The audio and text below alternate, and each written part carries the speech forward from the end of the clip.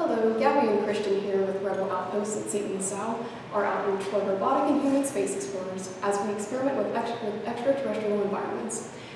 We're here today with Dr. Chuck Wood from, well, where do we begin? Dr. Wood was a part of NASA's Cassini high-end mission where he reportedly explored Saturn's moon, Titan. He is a planetary geologist deeply interested in our planet's moon. He published the Kikuyu Lunar Atlas in 2011, chronicling the gorgeous oblique photographs from the moon taken by the Japanese Kikuyu spacecraft. Dr. Wood is the director of the Center for Educational Technologies at Wheeling Jesuit University. We just wanted to thank you so much for taking the time to do this interview with us and to ask you a few questions about your background, experience working on the Cassini mission, and the future for space technology. So first off, what made you interested in planetary science? Yeah, I saw an eclipse of the moon when I was in the 5th grade, a long time ago. And that was in the 50s when the United States was getting ready to go into space for the first time. There was a lot of news on television. Television had been invented then, it was around. And so we would see in the news pictures of American rockets that would launch and then they would fall down, they would collapse. So it was a time when America was trying to perfect the ability to launch spacecraft. And seeing an eclipse of the moon just made me think, wow, that's a place. That's a place that has different locations on it. It's not, if you look at a star, even in the most powerful telescope, a star is just a point of light. But if you look at the moon, you see it's thousands and thousands of different features that could interest you about what they are, how they perform, and are we ever going to go there? So I think just the environment I grew up in with the moon race and seeing the eclipse, and I read a lot of science fiction. All those things influenced me into becoming an astronomer, in particular planetary scientist. All right. Our next question for you is, why is the research of Saturn's moons important? Sometimes when I ride on an airplane somewhere, you talk to the person next to you, oh, what do you do? And most people have normal jobs. They work for some company selling something, fabricating something, whatnot. And I've always felt a little bit awkward in those conversations when I say, well, I study Saturn's moon, Titan, that's billions of miles away. And oh, by the way, it cost $3 billion for the Cassini spacecraft to be built and to flown there. So I get a little defensive sometimes about why, just as you said, why is it important for humanity to do this? And one of the fantastic things we found out about Titan is it's really like the Earth. It has an atmosphere. It's the only moon that has a decent atmosphere. And the main constituent of the atmosphere is methane. And it's very, very cold there. It's 90 degrees above absolute zero. We're a couple hundred degrees above absolute zero on Earth. But methane, which is carbon and hydrogen, methane is in 3 different physical states. It can be a solid, it can be frozen, it can be a liquid, it rains on top, and it's a gas in the atmosphere. So that's just like the Earth. On the Earth we have water. There can be ice, glaciers or snow, it can be rain, and it can be oceans. So Titan is like the Earth. And if we want to understand an object in the universe, if we want to understand a human being, it's a lot easier to figure out what's common and what's normal if you have 2 human beings, or 4 human beings, or 100.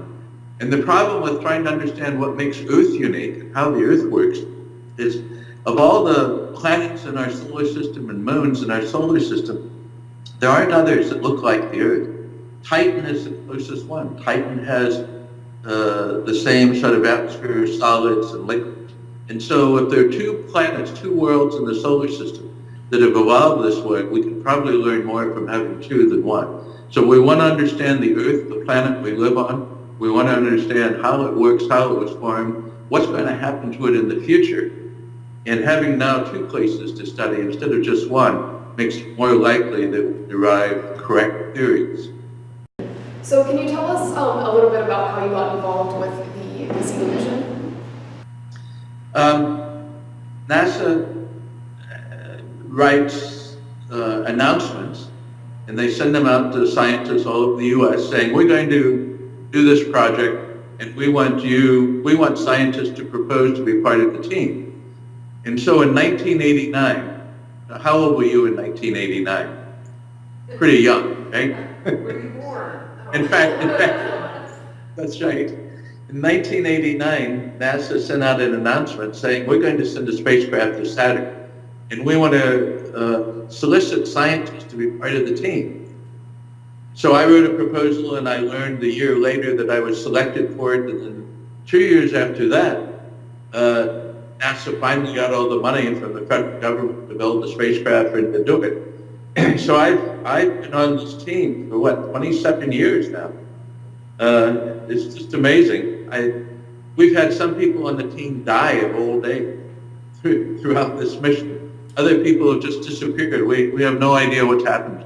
They retire and not tell anybody. So the way you get on a science mission with NASA is you have a background that's relevant. I had studied the planets, written papers about the moon and the planets, and the Cassini spacecraft has a radar that is necessary to see through thick clouds on Titan. If you just use a normal optical camera, you get very fuzzy images and no images of the surface at all because of the thick atmosphere. It's cloudy every day on Titan. And so the radar penetrates those clouds and sees the surface. And I had worked on another NASA mission where we had a radar flying in orbit around the Earth, so we could see through the clouds, so we could penetrate, radar penetrate from the surface a little. So I had relevant expertise that allowed me to make a case, and I fooled NASA, they accepted me. Our next question for you is, what are the day-to-day tasks from working on the mission that made it last so long? There's a variety of them that change over the course of 27 years. The early days, 2004, that was when the spacecraft was launched from the Cape in Florida, and it got to Saturn. I don't remember when it got to Saturn. You were alive by the time it got to Saturn.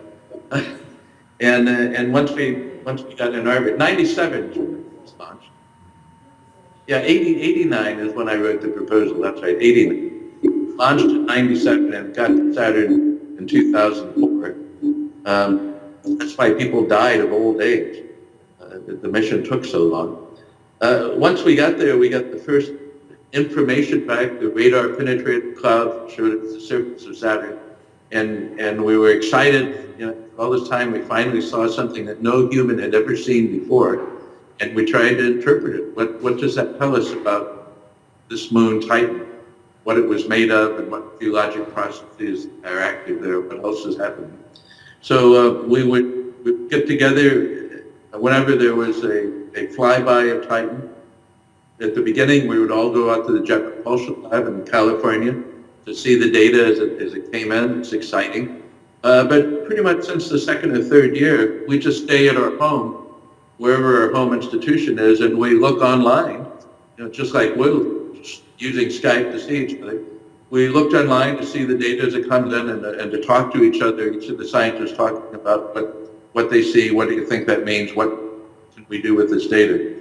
And then we write papers. Cassini has more than 300 scientists from different countries that are involved in the different instruments studying Saturn and all of its moons and its rings and Titan. And so these 300 scientists have thousands of scientific papers, scientific articles published in journals describing their discoveries. And so I said earlier that this mission cost $3 billion, but in terms of the scientific output from it, it's been a real bargain. We have discovered so many things about how Saturn works, and thereby we can apply them to other planets and to Earth, Moon, to help understand that. So it's really been a very effective mission. So how did the radar technology evolve throughout the 27 years of the Cassini mission? And were you able to recalibrate or change anything after it launched? Yeah, exactly. That's one of the wonderful things about it. The answer is yes. You know, when Cassini was built, the spacecraft was built in the late mid-90s and launched in 97. we had to use the technology that existed, the computers that existed at that time to send out to Saturn. And since then, we've gotten a lot smarter. Our hardware is smarter, but we can't send a new computer up to Saturn. But what's also happened is our programmers have learned. And so the spacecraft was originally designed to collect data in certain ways. But since it was built and launched, scientists and engineers have thought about new ways to use that existing data. One of the great examples is that the radar sends a pulse of energy from the spacecraft antenna down to the Saturn surface.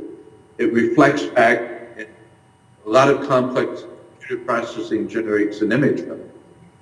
But radar has distortions if it spreads out too wide, so we have 5 separate beams side by side, and those beams come together and just slightly overlap. And originally we would be a little upset because the overlap areas were out of alignment a little bit, things were awkward. And one of the engineers figured out the reason they're out of alignment, they're looking from slightly different angles towards the surface, and we're seeing mountains and hills that are sticking up slightly different. You can almost think of them as having different shadows depending on the angle of the illumination.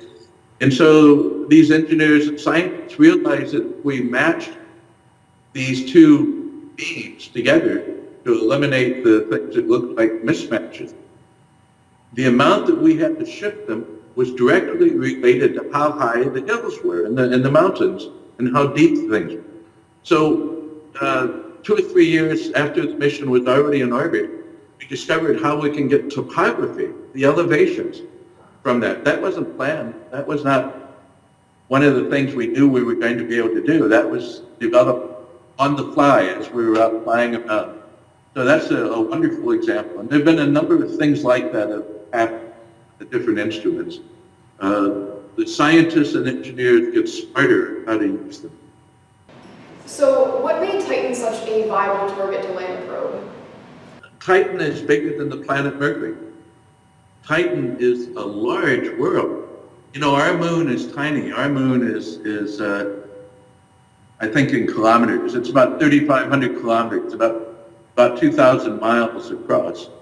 Titan is something like 8,000 kilometers across, 6,000 miles, whatever it is. You may be looking at the number right there. I'm just trying to remember what it is.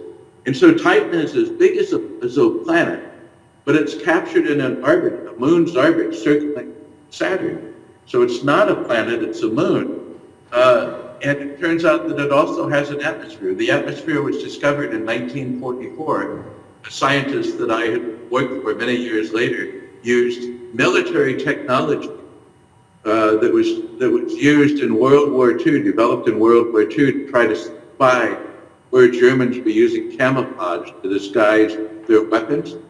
And so infrared sensing that could see through the painted camouflage was developed then. And this astronomer named Kuiper, he used those sensors on telescopes, and he discovered that Titan has an atmosphere because out in the infrared, beyond visible radiation, the different gases have absorptions that make it obvious to see what's going on. So we used military technology that had an atmosphere. Titan's the only moon that has an atmosphere. So that made it special too. And because Titan is so big, it's the largest gravity object in the Saturn neighborhood, except for Saturn. And so if the spacecraft goes around Titan as it orbits, not goes around, but if it passes near Titan as it orbits Saturn, depending on how close you get to Titan, you can change the orbit of the Cassini spacecraft. So instead of burning fuel, which is always expensive and rare and limited, you just go close to Titan and it changes the orbit. So you can go over the polar regions of Saturn. You can go around the equatorial regions. You can go inside the ring. All of that because we have a massive body there whose gravity allows us to change orbit. So Titan was a natural choice to be studied in detail because we'd be there often. Our next question, if you could fix any aspects of the Cassini mission, what would you change? it's selfish of me to say it, because I'm on the radar instrument, and Cassini has 8 or 9, 10 different instruments. And originally, Cassini was going to have a scan platform, and what that meant is the spacecraft would be flying like this around Titan or around Saturn, and there was a platform on it that could move. So you could point the radar instrument over this way, or you could point it over that way, even though the satellite, Cassini, was going this way. To save money, that scan platform was to be moved. And that meant that every single sensor, all of those 10 different instruments in Cassini, had to be pointed at the same place at the same time. And the problem with radar is radar has to look sideways. It gets the response back that depends upon how far you're looking. And if you're looking, I said about shadows, radar sends out energy and it creates its own shadows. So if you want to see if something's elevated or depressed or flat, you need to see shadows. So radar looks out to the side, and all the other scientific instruments look straight down. So we couldn't take radar data at the same time we were taking data from other instruments. If we had that scan platform on there, we could.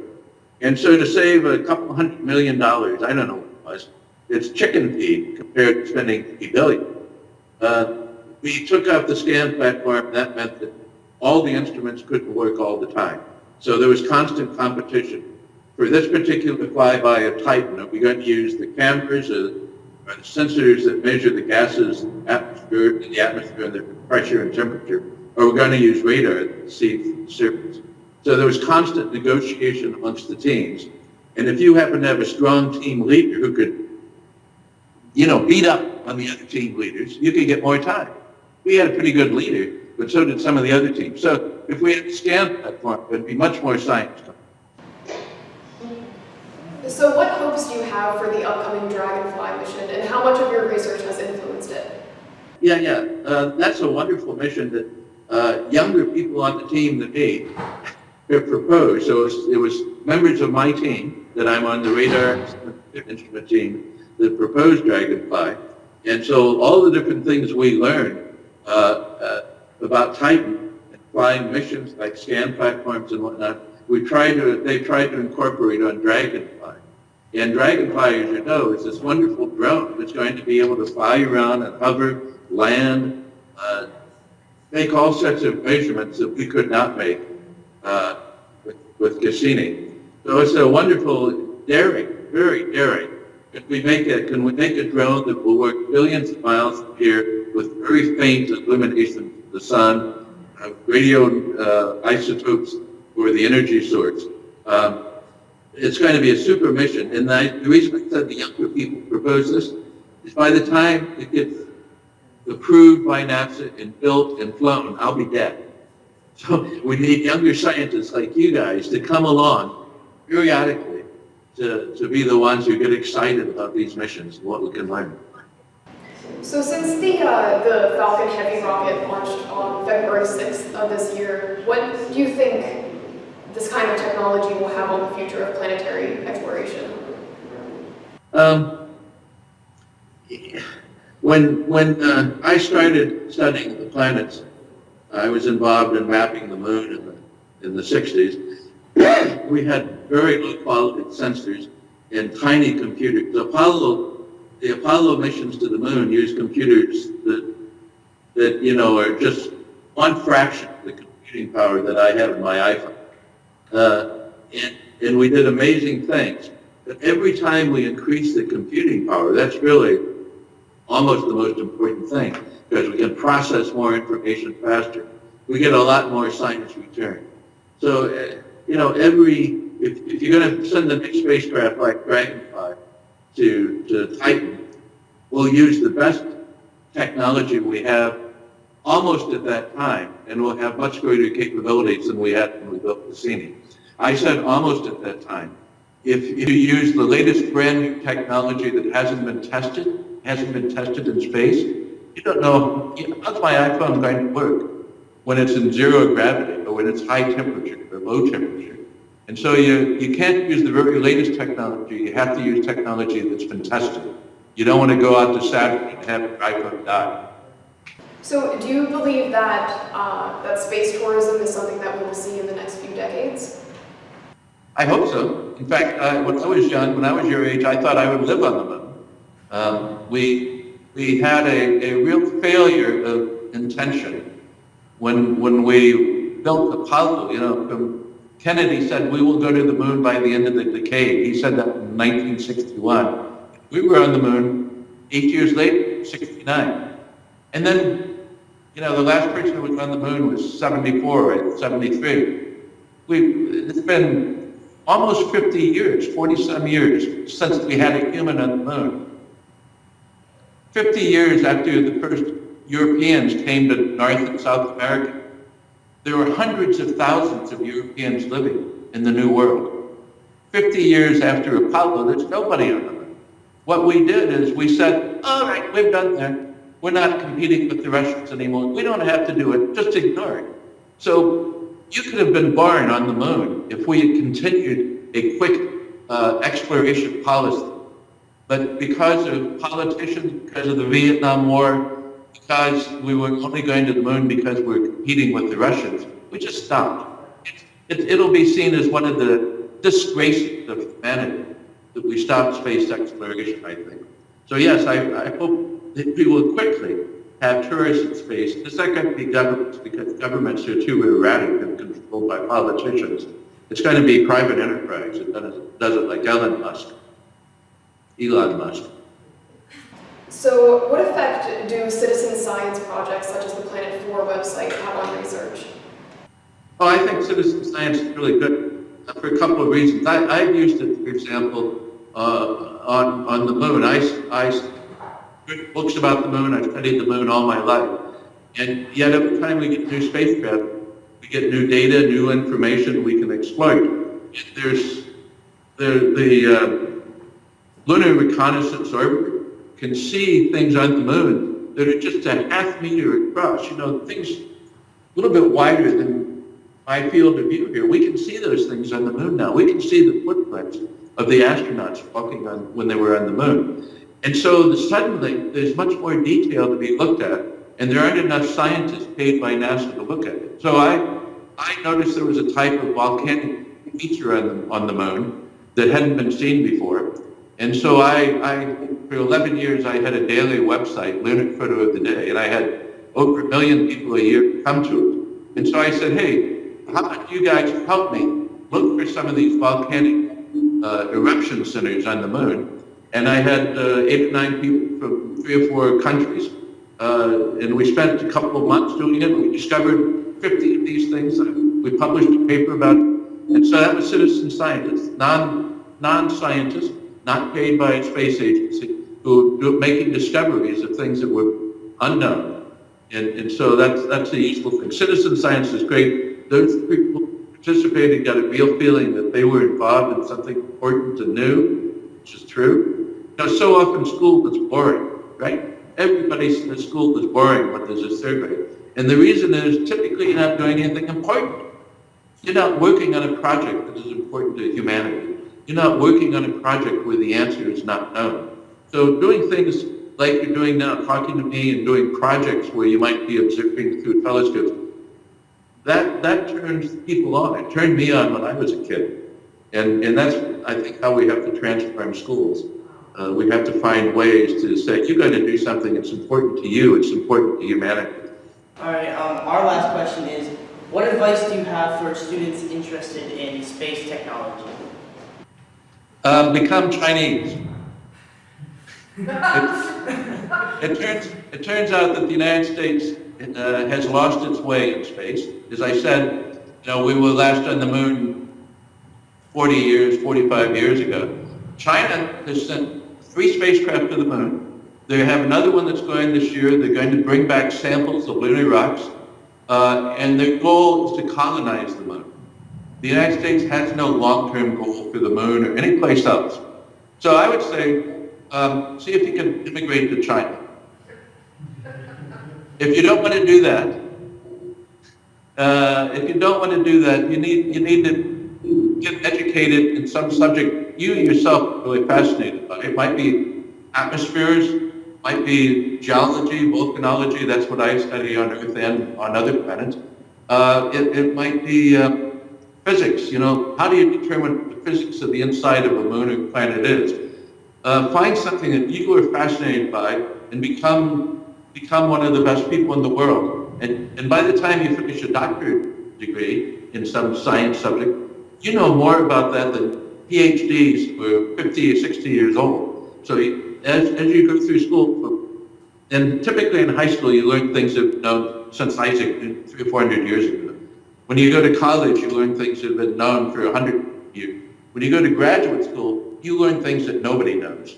So you have to decide that this is something you must spend your life on. So a lot of people go into medicine, a lot of people go into business because they know they can make a lot of money. If you're not interested in economics, if you're not interested in medicine, you shouldn't go in those fields. There are more important things to do with your life than make. You need to do what's the most neat thing you can find to do. And you probably won't know it right away. But what you need to do now in high school and as you go into college is take a variety of different classes so that you prepare. You can't say, oh, I can never be an astronomer because I never took calculus. Until you figure out what you're doing, take a lot of different classes and get a lot of different experiences. Thank you. Thank you. Great, well, thank you so much again. Do you think drones have a future in space?